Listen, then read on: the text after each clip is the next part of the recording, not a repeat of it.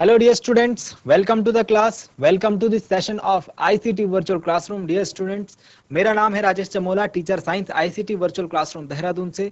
और इस सेशन में हम लोग बात करने वाले हैं क्लास 10th की साइंस के ऊपर, यानी कक्षा 10 विज्ञान। अपनी पिछली क्लासेस में हम लोग एक बहुत ही इंपॉर्टेंट टॉपिक को आपकी बुक के समझ रहे हैं, जो कि है धातुओं के रासायनिक गुणधर्म, केमिकल प्रॉपर्टीज ऑफ मेटल्स। ये टॉपिक आपके बुक के चैप्टर नंबर 3 धातु तथा अधातु के अंतर्गत आता है, यानी मेटल्स एंड नॉन मेटल्स, जिसमें कि हम लोगों ने पहले फिजिकल प्रॉपर्टीज को समझा था धातुओं और अधातुओं की। और आज की क्लास में हम लोग कंटिन्यू करने वाले हैं अपने topic chemical properties of metals. इसमें हम लोग कुछ काफी इंपॉर्टेंट प्रकार की अभिक्रियाओं को देख चुके हैं, जिसमें कि हमने कुछ 2-3 प्रकार की अभिक्रियाएं देखी हैं। और आज हम धातुओं के रासायनिक गुणधर्म से संबंधित आखिरी अभिक्रिया को हम आज की क्लास में देखने वाले हैं। इसके अलावा हम लोग सक्रियता श्रेणी के बारे में भी चर्चा करेंगे, और अब तक जितनी बातें हमने सीखी है, जितनी अभिक्रियाएं हमने पढ़ी हैं, उनके आधार पर आपके एग्जाम में क्या क्वेश्चन पूछे जा सकते हैं, उनके ऊपर भी चर्चा करेंगे। So dear students, I hope कि आप सबके सब फिट, फाइन और हेल्दी होंगे और बिल्कुल रेडी होंगे क्लास के लिए। आप लोग अपनी पोजीशंस ले चुके होंगे, कॉपी और पेन आपके हाथ में होगा, और जो चीजें यहाँ पर बताई जाती है वो आप नोट डाउन करते होंगे। चलिए डियर स्टूडेंट्स, चलते हैं हम स्मार्ट बोर्ड की स्क्रीन पर और समझते हैं आज के टॉपिक से रिलेटेड इंपॉर्टेंट बातों को। सो डियर स्टूडेंट्स, क्लास 10th का ये सब्जेक्ट है और टॉपिक है हमारा आज का, जिसमें कि हम केमिकल रिएक्शंस ऑफ मेटल्स पढ़ रहे हैं। और इसमें हम देखेंगे आज की क्लास में रिएक्शन ऑफ मेटल्स विद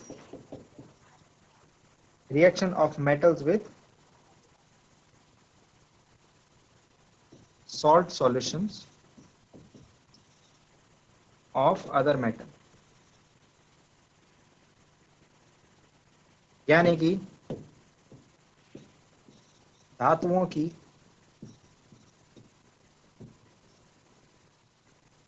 अन्य धातु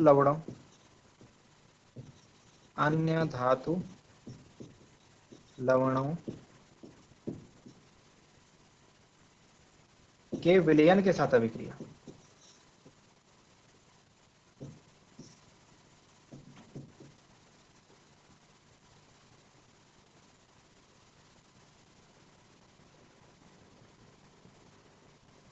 ठीक, चलिए चलते हैं आगे क्लास में।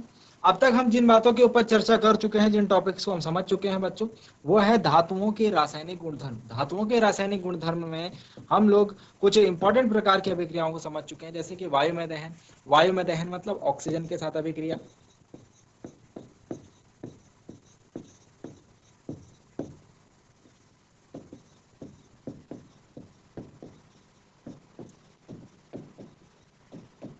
ऑक्सीजन के साथ अभिक्रिया। वायु में दहन में हमने देखा था कि किस प्रकार से अभिक्रिया हो रही थी। देखिए, नीचे मैं सीरीज भी बना रहा हूँ, ठीक है, जो हमने अब तक पढ़ा है उस चीज को हम डिस्कस कर रहे हैं। वायु में दहन हमने देखा था कि सोडियम और पोटेशियम का जो वायु में दहन था वो बहुत ही तीव्र गति से हो रहा था, है ना। तो सोडियम पोटेशियम जो है, फर्स्ट वाली रिएक्शन की बात कर रहा हूँ, सोडियम पोटेशियम जो है ये तीव्र गति से अभिक्रिया कर रहे थे।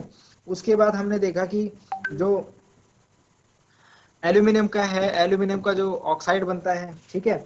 इसके अलावा हमने देखा था कि अदर जो ऑक्साइड हैं उनका नंबर आता था, जैसे कि कॉपर हो गया, जिंक हो गया, लेड हो गया, ठीक है, और आयरन हो गया, सिल्वर हो गया एंड गोल्ड हो गया। तो यहाँ से हमको क्या पता लग रहा था, यहाँ से हमको पता लग रहा था कि सोडियम और पोटेशियम जो है ज्वलनशील प्रकार के, इनकी जो अभिक्रिया होती है वो अत्यंत ऊष्माक्षेपी होती है, मतलब ये बहुत तेज अभिक्रियाशील है। अब दूसरे प्रकार की अभिक्रिया में हमने देखी जल के साथ अभिक्रिया। जल के साथ अभिक्रिया में हमने देखा कि पुनः जो सोडियम और पोटेशियम है, इन्होंने बहुत तीव्र गति से अभिक्रिया करी। और उसके बाद हमने देखा कि सोडियम पोटेशियम के बाद हमने देखा कि कैल्शियम ने भी ठंडे पानी से अभिक्रिया कर ली थी, लेकिन मैग्नीशियम ने ठंडे पानी से अभिक्रिया नहीं करी। मैग्नीशियम के लिए पानी को गर्म करना पड़ा, ठीक है। और उसके बाद हमने देखा कि एल्यूमिनियम, आयरन और जिंक जो है, इन्होंने ठंडे पानी और गर्म पानी के साथ अभिक्रिया नहीं करी, तो इनके लिए हमने भाप के साथ अभिक्रिया कराई। और इसके बाद कॉपर हमने देखा, copper and silver and gold, ये कुछ धातुएं ऐसी हैं जिन्होंने किसी प्रकार की कोई अभिक्रिया नहीं करी।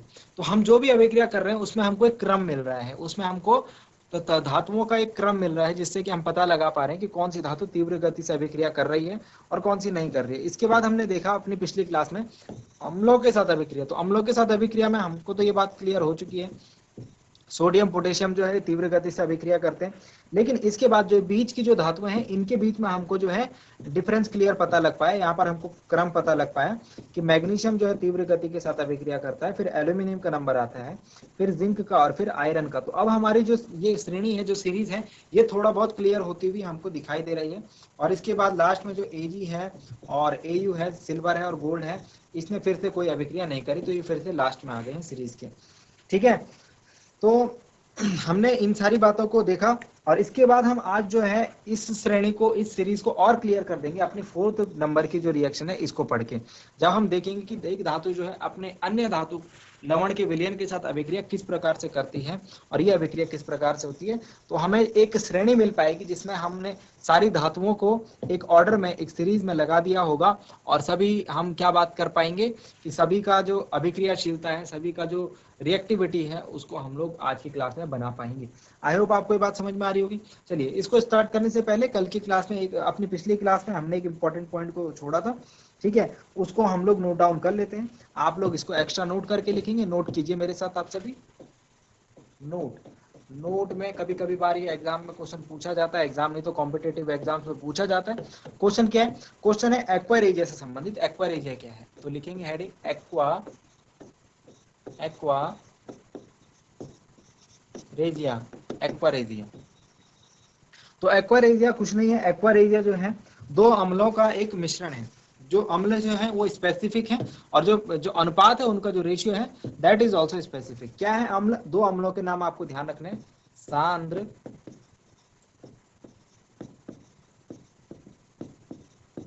हाइड्रोक्लोरिक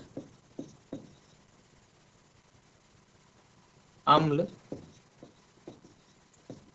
प्लस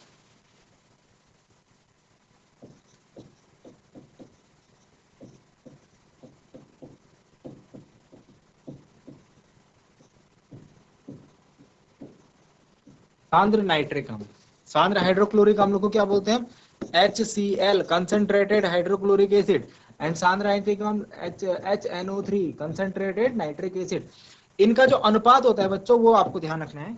हम 3:1 के अनुपात में मिलाते हैं, यानी कि जब सांद्र हाइड्रोक्लोरिक अम्ल एवं सांद्र नाइट्रिक अम्ल को क्रमशः 3:1 के अनुपात में मिलाया जाता है, तो जो उसका जो मिश्रण होता है, जो ताजा मिश्रण होता है, उसका नाम हम क्या कहते हैं? वो है एक्वा रेजिया। एक्वा रेजिया का एक और नाम है, एक्वा रेजिया का एक और नाम है रॉयल जल। इसे हम रॉयल वाटर भी कहते हैं, रॉयल जल, रॉयल जल। ठीक है, तो ये क्या इसका यूजफुल है, क्या इसकी इंपॉर्टेंस है? इसकी जो इंपॉर्टेंस है, ये इतना पावरफुल होता है कि ये गोल्ड को भी गला सकता है।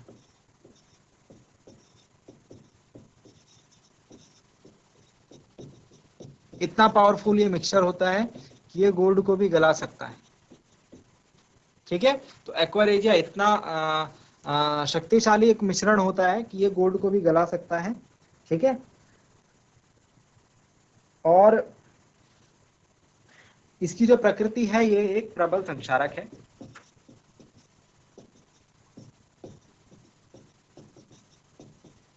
ये एक प्रबल संक्षारक है, मतलब किसी धातु के संपर्क में आते तुरंत ही उसे खराब करना शुरू कर देता है। ठीक, और गोल्ड और प्लेटिनम जैसी धातुओं को गलाने के लिए इस अभिकर्मक का हम लोग प्रयोग करते हैं। बात समझ में आई? तो एक्वा रेजिया से संबंधित अगर कोई बात आएगी एग्जाम में तो लिख पाएंगे सांद्र हाइड्रोक्लोरिक अम्ल एंड सांद्र नाइट्रिक अम्ल को जब 3:1 के अनुपात में मिलाते हैं तो जो ताजा मिश्रण हमारे पास बनता है उसको हम एक्वा रेजिया कहते हैं। इसका दूसरा नाम रॉयल जल भी है। ठीक है, और क्या इसकी सामर्थ्य है? इसका सामर्थ्य है कि गोल्ड को भी गला सकता है एवं ये एक इसकी जो प्रकृति है वो प्रबल संक्षारक प्रकृति का होता है। चलिए नेक्स्ट पॉइंट के ऊपर चर्चा करते हैं। नेक्स्ट पॉइंट के ऊपर चर्चा करते हैं जिसमें कि हम देखेंगे नंबर 4, लास्ट अपना जो अभिक्रियाएं हम पढ़ रहे हैं, रिएक्शन ऑफ मेटल्स। जो आज का टॉपिक है उसको हेडिंग डाल दीजिए, reactions of metals with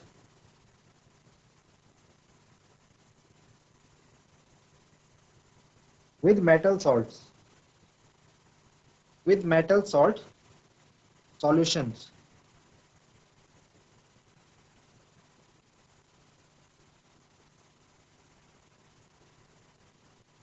With solutions of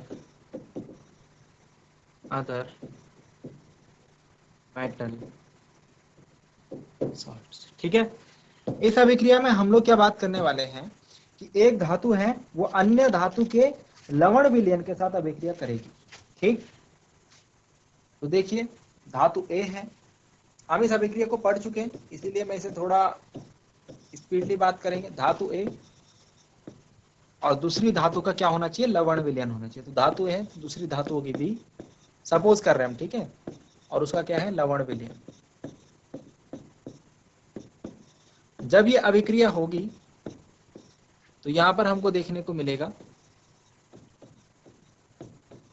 धातु ए का लवण विलयन प्लस धातु बी, ठीक है, और हमको धातु बी देखने को मिलेगी। ठीक, हमने किया क्या, हमने अभिक्रियाएं करा के देखी, कुछ अभिक्रिया हमने करा के देखी, तो उन अभिक्रियाओं को मैं यहाँ पर लिख रहा हूँ आपके सामने, जरा ध्यान से इसे देखिएगा, समझिएगा। ठीक है, इसको तो आप बॉक्स में बंद कर लीजिए क्योंकि आपके पास एक अभिक्रिया का सूत्र टाइप से हो गया, आपको इसको इस प्रकार से याद रखना है। अभी मैं कोई एक धातु लेता हूं, सपोज मैं ले रहा हूं यहां पर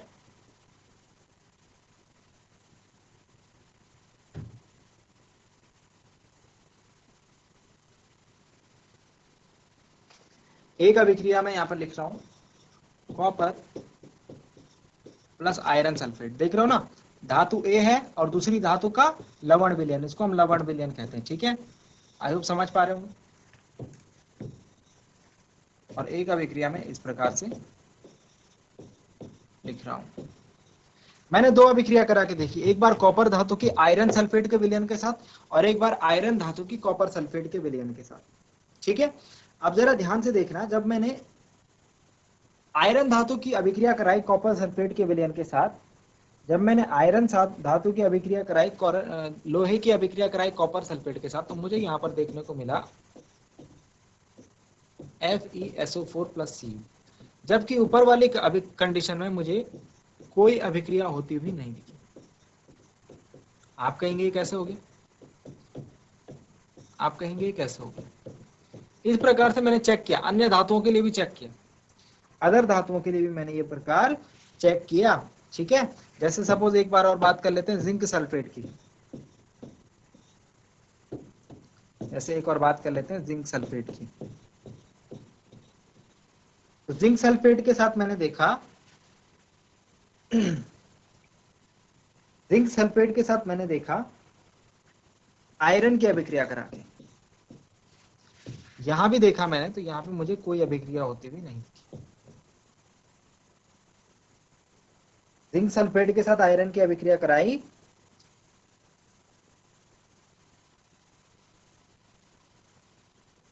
तो यहां भी मुझे कोई अभिक्रिया होती भी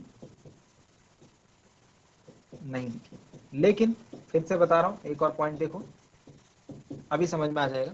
लेकिन मैंने जिंक की अभिक्रिया कराई आयरन सल्फेट के साथ FeSO4, तो यहां मुझे अभिक्रिया होती हुई दिखी। यह अभिक्रिया कौन सी है, यह अभिक्रिया याद कीजिए, हम इस अभिक्रिया को पढ़ चुके हैं। यह है विस्थापन अभिक्रिया, चैप्टर नंबर 1 में हम जब अभिक्रियाओं के प्रकार पढ़ रहे थे। दिस इज विस्थापन अभिक्रिया, एक तत्व दूसरे तत्व को उसके यौगिक से विस्थापित कर रहा है। ये बातें भी आपके दिमाग में चलती रहनी चाहिए। ठीक है, इसको हम चैप्टर 1 में पढ़ चुके हैं। फिलहाल अपने टॉपिक पर आते हैं। जब हमने देखा आयरन की जिंक सल्फेट के साथ अभिक्रिया कराई जाती है तो कोई अभिक्रिया नहीं होती है, लेकिन जिंक की आयरन सल्फेट के साथ अभिक्रिया कराने पर अभिक्रिया हो जाती है। इस प्रकार हमको यहां से ये बात पता चली कि एक धातु दूसरी धातु को उसके लवण विलयन से प्रतिस्थापित कर रही है। इसका सीधा सीधा अर्थ जो है कि वो धातु जो है दूसरी धातु से अधिक अभिक्रियाशील है, वो धातु जो है दूसरी धातु से अधिक अभिक्रियाशील है। नहीं, यानी कि यहाँ पर मुझे क्या बात पता चल रहा है, आयरन कॉपर से अधिक अभिक्रियाशील है।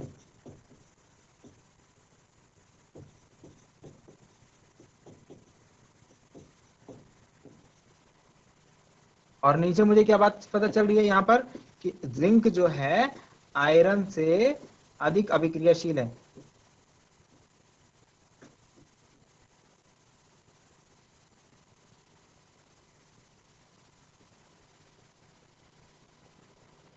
जिंक जो है आयरन से अधिक अभिक्रियाशील है, मतलब कि जो धातु दूसरी धातु से अधिक अभिक्रियाशील होगी वो धातु दूसरी धातु को उसके लवण विलयन से विस्थापित कर देगी। मतलब कि सीधी सीधी बात है कि अभिक्रियाशीलता के मामले में आयरन जो है वो कॉपर से ज्यादा अभिक्रियाशील है, लेकिन जिंक जो है वो आयरन से ज्यादा अभिक्रियाशील है। दैट मीन्स कि यहाँ से हमें एक बात पता लगती है बच्चों, यहाँ से हमें एक बात पता लगती है कि जो अभिक्रिया करने का क्रम होगा, यदि हम देखेंगे कि धातुओं में विस्थापन अभिक्रिया हो रही है, धातुओं में विस्थापन अभिक्रिया करवा के हम ये चेक कर सकते हैं कि कौन सी एक धातु दूसरी धातु से अधिक अभिक्रियाशील है या फिर कम अभिक्रियाशील है। क्या पता लगा सकते हैं कि कौन सी एक धातु दूसरी धातु से अधिक अभिक्रियाशील है या कम अभिक्रियाशील है। सर जैसे हमको सपोज आयरन और जिंक को चेक करना था, तो एक बार हमने आयरन की जिंक सल्फेट के साथ अभिक्रिया कराई और एक बार जिंक की आयरन सल्फेट के साथ अभिक्रिया, दोनों में से कौन सी अभिक्रिया हुई? जिंक की आयरन सल्फेट के साथ। तो यहाँ से क्या पता लगा, जो अकेली धातु होगी वो ज्यादा अभिक्रियाशील होगी, मतलब यहाँ पर जिंक ज्यादा अभिक्रियाशील है। आई होप आपको बात समझ में आई होगी। अगर ये अभिक्रिया हो जाती तो आयरन ज्यादा अभिक्रियाशील होता। आई होप आपको बात समझ में आ गई होगी। ठीक है, तो इन सभी चीजों को चेक करके अब तक जितनी अभिक्रियाएं हमने पढ़ी उसके आधार पर और इन ये जो हमने विस्थापन अभिक्रिया देखी इसके आधार पर हमने धातुओं की एक सीरीज बना ली, जिसमें कि हमने पता लगा लिया कि जो धातुएं हैं वो एक दूसरे से कितनी ज्यादा जो अभिक्रियाशील है वो कौन सी है और कम अभिक्रियाशील है वो कौन सी है। तो उसके आधार पर हमने एक सीरीज बना ली। इस सीरीज को हम सक्रियता श्रेणी कहते हैं। इस सीरीज का हमने क्या नाम रखा? इस श्रेणी का नाम हमने रखा सक्रियता श्रेणी। और ये आपको यहाँ पर दिख रही होगी आपकी स्क्रीन पर। इसमें हम लोग देख सकते हैं कि धातुओं का जो एक क्रम है वो मुझे देखने को मिल रहा है, धातुओं का एक क्रम मुझे देखने को मिल रहा है, जिसमें कि ओके वेट अ मिनट, इसको थोड़ा और मैं साइज का इंक्रीज करने की कोशिश करता हूँ। ठीक है, तो इसमें मैं देख पा रहा हूँ कि यहाँ पर जो धातुएं हैं वो एक फिक्स ऑर्डर में यहाँ पर लगी हुई है, जैसे कि पोटेशियम, उसके बाद सोडियम, उसके बाद कैल्शियम। तो अब तक हम जो बातें कर रहे थे वो आपको समझ में आ रही है। पोटेशियम और सोडियम सब जगह इनकी अभिक्रिया कैसी होती? तेज अभिक्रिया, ऑक्सीजन के साथ हो चाहे जल के साथ हो चाहे अम्लों के साथ हो, इनकी अभिक्रिया बहुत तेज थी, इसीलिए सक्रियता श्रेणी में सबसे ऊपर आए, मतलब सबसे अधिक अभिक्रियाशील हैं। उसके बाद हमने देखा कैल्शियम की जब जल से अभिक्रिया करी तो ठंडे पानी में कैल्शियम ने कर ली थी अभिक्रिया, लेकिन मैग्नीशियम के लिए गर्म पानी करना पड़ा, मतलब कि मैग्नीशियम की अभिक्रिया जो होगी वो कैल्शियम से स्लो होगी, इसीलिए कैल्शियम ने ठंडे पानी से अभिक्रिया कर ली, तो कैल्शियम मैग्नीशियम के ऊपर आ गया। फिर एल्यूमिनियम हमने देखा था कि एल्यूमिनियम हर जगह अभिक्रिया नहीं कर रहा था, लेकिन एक केस हमने ऑक्साइड देखा था इसका बनता हुआ। फिर जिंक और आयरन में हमने कैसे पता लगा लिया? जिंक और आयरन में हमने एक तो अम्ल के साथ अभिक्रिया करके चेक किया, अम्लों के साथ अभिक्रिया करके ये ऑर्डर हमको कंफर्म हो गया था ये वाला इनका, और इसके साथ ही हम विस्थापन अभिक्रिया से भी इसमें चेक कर लिया। और इसके बाद की जो धातुएं हैं जहां पर हमको कंफर्मेशन नहीं हो पा रही थी, कॉपर जो है कॉपर धातु, इसने ना तो ऑक्सीजन के साथ अभिक्रिया करी ना जल के साथ अभिक्रिया करी, है ना, ना ही अम्ल के साथ इसने अभिक्रिया करी, मतलब कॉपर जो है वो अन्य धातुओं की अपेक्षा कम अभिक्रियाशील होगा, है ना। तो कॉपर जो है नीचे आ गया। और हमने देखा कि जो ये सिल्वर, एजी मतलब सिल्वर हो गया और एयू मतलब गोल्ड हो गया, इन धातुओं ने तो अभिक्रिया करी ही नहीं थी, मतलब कि इनकी अभिक्रियाशीलता क्या है? सबसे कम है। आई बात समझ में? तो ये हमारे पास एक अभिक्रियाशीलता का क्रम है बच्चों। इस क्रम से हम ये पता लगा सकते हैं कि कौन सी धातु जो है वो अधिक अभिक्रियाशील है और कौन सी धातु जो है कम अभिक्रियाशील है, यानी कि रिएक्टिविटी ऑफ मेटल्स हम बता सकते हैं। और किसके आधार पर? किस आधार पर? जो हमने पीछे अभिक्रियाएं देखी थी, जो हमने पीछे रासायनिक अभिक्रियाएं पढ़ी थी, 4 प्रकार की, 1, 2, 3 और 4। कौन कौन सी प्रकार की अभिक्रियाएं? एक बार दोबारा से चलते हैं, समझते हैं उसको। हमने पढ़ी थी ये 4 प्रकार की अभिक्रियाएं, जिसमें हमने नंबर 1 पढ़ी थी धातुओं का वायु में दहन, दूसरे नंबर पे पढ़ा था धातुओं की जल के साथ अभिक्रिया, तीसरे नंबर पर हमने पढ़ा था अम्लों के साथ अभिक्रिया, और चौथे नंबर पर हमने पढ़ा अन्य धातु लवणों के विलयन के साथ अभिक्रिया। ठीक हो गया? तो चारों अभिक्रियाओं के आधार पर हमने क्या करा, क्या मकसद रहा हमारा, क्यों सीख रहे थे हम इनकी अभिक्रियाएं? क्योंकि हमको सक्रियता श्रेणी पता लगाने की, सक्रियता श्रेणी बनानी थी। ठीक है, और वो हमने बना ली। दैट मीन्स कि हमारा मकसद यहाँ पर पूरा होता है इन चीजों को समझने का।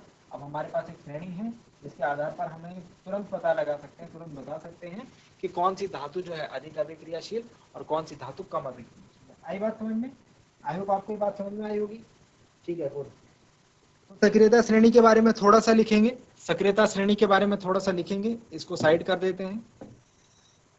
ये सीरीज जो है आपको आपकी बुक में मिल जाएगी, अदरवाइज जो है मैंने यहाँ पर पेस्ट करी हुई, आप यहाँ से आप इसको नोट डाउन भी कर सकते हैं।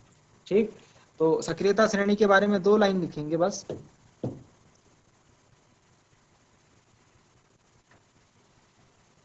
वह सूची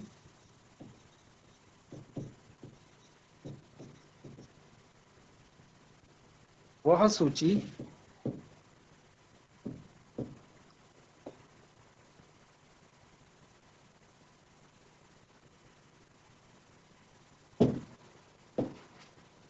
वह सूची जिसमें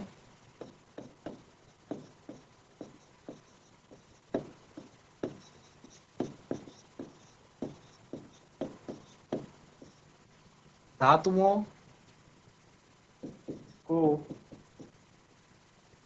को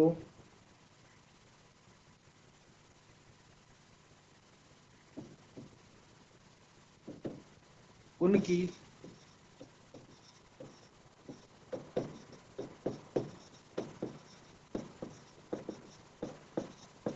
क्रियाशीलता के अवरोही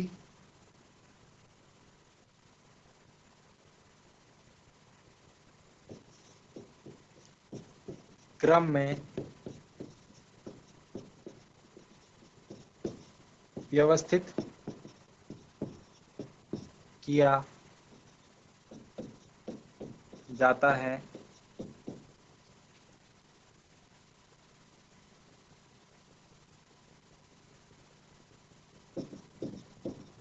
उसे सक्रियता श्रेणी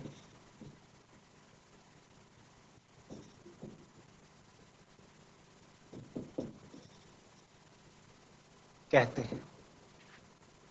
full stop, inverted comma close and सक्रियता श्रेणी को हम लोग अंडरलाइन कर देंगे।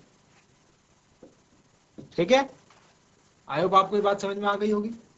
ठीक है, सक्रियता श्रेणी को लिख लेंगे, सीरीज बना भी लेंगे। सीरीज को एक बार दोबारा दिखा देता हूं आप सभी को।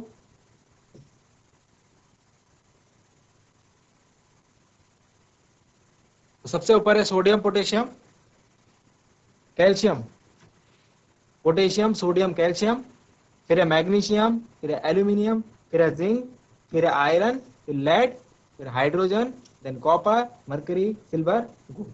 ओके, जो सबसे ऊपर है वो सबसे अधिक अभिक्रियाशील और जो सबसे नीचे है वो सबसे कम अभिक्रियाशील। आई होप आपको ये बात समझ में आई होगी।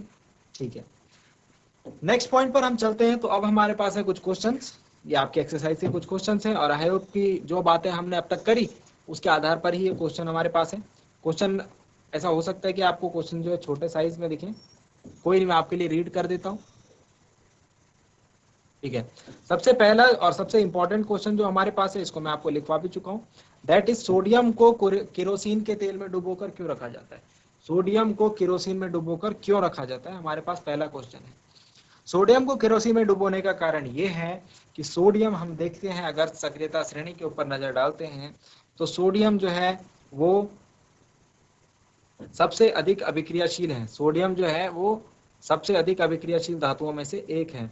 दैट मीन्स कि अगर हम सोडियम को ऐसे ही खुले में छोड़ देंगे तो ये ऑक्सीजन के साथ, जो वायु में उपस्थित ऑक्सीजन है उसके साथ अभिक्रिया करके ये तुरंत से ऑक्साइड बना लेगा। और ये अभिक्रिया जो है आप जानते हैं कि ये अभिक्रिया जो है बहुत ही ज्यादा ऊष्माक्षेपी होती है,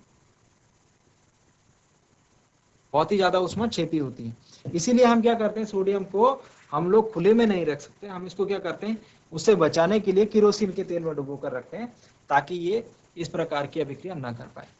सेकंड है, इन अभिक्रियाओं के लिए समीकरण लिखिए। भाप के साथ आयरन की अभिक्रिया, जल के साथ कैल्शियम तथा पोटेशियम। तो भाप के साथ आयरन की अभिक्रिया हम लोग लिख चुके हैं, तो हम लोग थर्ड पार्ट में थे इसमें। देखिए आयरन हमने देखा था कि आयरन ये रहा, वेट अ मिनट, भाप के साथ आयरन की अभिक्रिया, चलिए यहाँ पर लिख लेते हैं। भाप के साथ आयरन की अभिक्रिया कुछ ऐसी होती है, आयरन जो है ये जल, ठंडे और गर्म दोनों जल के साथ अभिक्रिया नहीं करता, तो इसकी अभिक्रिया हम किसके साथ कराते हैं, भाप के साथ। तो भाप का सूत्र भी वही होगा जो जल का सूत्र होता है, बस आपको ध्यान देना है कि यहाँ पर जल की जो अवस्था है वो गैसीय अवस्था में, ज्यादा गर्म जल है, ठीक है। तो यहाँ पर क्या बनता है, इसका ऑक्साइड बन जाता है, Fe3O4 बन जाता है, और हमारे पास जो हाइड्रोजन गैस है वो मुक्त होती हुई हमें दिखती है, ठीक है। तो इस अभिक्रिया को संतुलित भी करेंगे। अगर आपसे बोला गया कि अभिक्रिया लिखनी है आपने, संतुलित करनी, संतुलित भी उसे करनी आनी चाहिए, तो ये 3Fe हो जाएगा, ये 4H2O हो जाएगा, और Fe3O4 देन ये 4H2 हो जाएगा। तो ये अभिक्रिया आपके पास, इनके नीचे उत्पादों के और पदार्थों के नाम जरूर लिखें, ठीक है। और ये हाइड्रोजन गैस रूप में है तो इस पर ऐसा चिन्ह लगा देंगे क्योंकि ये गैस है, हाइड्रोजन गैस बनती हुई हमें यहाँ दिखती है। ओके, बात समझ में आ गई। Fe3O4 इज आयरन का ऑक्साइड, ठीक है। नेक्स्ट क्वेश्चन के ऊपर चलते हैं। जल के साथ कैल्शियम तथा पोटेशियम की अभिक्रिया लिखिए। तो जल के साथ कैल्शियम और पोटेशियम की अभिक्रिया भी लगभग सिमिलर है। कैल्शियम की जो अभिक्रिया होती है वो ठंडे जल के साथ हो जाती है, तो कैल्शियम हाइड्रोक्साइड बनता है, और इसके अलावा कैल्शियम की जल के साथ अभिक्रिया होती है तो कैल्शियम हाइड्रोक्साइड बनता हुआ हमें दिखता है, और प्लस हमें हाइड्रोजन गैस तो मुक्त होती हुई दिखती है, ठीक है। अभिक्रिया संतुलित करेंगे तो अभिक्रिया लगभग संतुलित है, यहाँ पर 2 लगा देंगे, दिस इज कैल्शियम हाइड्रोक्साइड। यहाँ पर हमने एक बात करी थी, जो हाइड्रोजन गैस है इसके बुलबुले जो हैं ये कैल्शियम की धातु पर चिपक जाते हैं, कैल्शियम की सतह पर चिपक जाते हैं, जिसके फलस्वरूप कैल्शियम जो है हमें जल में तैरता हुआ दिखाई देता है, ठीक है। इसके फलस्वरूप कैल्शियम जो है हमें जल में तैरता हुआ दिखाई देता है। नेक्स्ट अगर पॉइंट के ऊपर बात करें तो हमारे पास है एक और पॉइंट है कि कैल्शियम तथा पोटेशियम के साथ अभिक्रिया। तो पोटेशियम के साथ किस प्रकार से अभिक्रिया होगी, पोटेशियम के साथ भी लगभग सिमिलर अभिक्रिया होती है। पोटेशियम के साथ देखो K प्लस H2O, तो पोटेशियम का हाइड्रोक्साइड बनेगा, पोटेशियम का क्या बनेगा, हाइड्रोक्साइड, पोटेशियम का हाइड्रोक्साइड होता है KOH, देन हाइड्रोजन गैस निकलेगी, ठीक है। जो भी गैस होगी उसके ऊपर आप ऐसा साइन लगाएंगे, एरो का, तीर का ऊपर की तरफ। समीकरण को संतुलित कर लेंगे तो ये हो जाएगा 2 2 2 एंड ओके 2 दूनी 4, 2 दूनी 4, ठीक है। आई थिंक समीकरण संतुलित हो गई है। इस अभिक्रिया में आपको एक बात और ध्यान देनी है कि जब पोटेशियम जल के साथ अभिक्रिया करता है तो ये अभिक्रिया अत्यंत ऊष्माक्षेपी होती है, इसीलिए अभिक्रिया में अत्यंत ऊष्मा का भी उत्सर्जन होता है, हमको ये ऊष्माक्षेपी अभिक्रिया होती हुई दिखाई देती है, तो प्लस ऊष्मीय ऊर्जा भी हम इसमें लिखेंगे।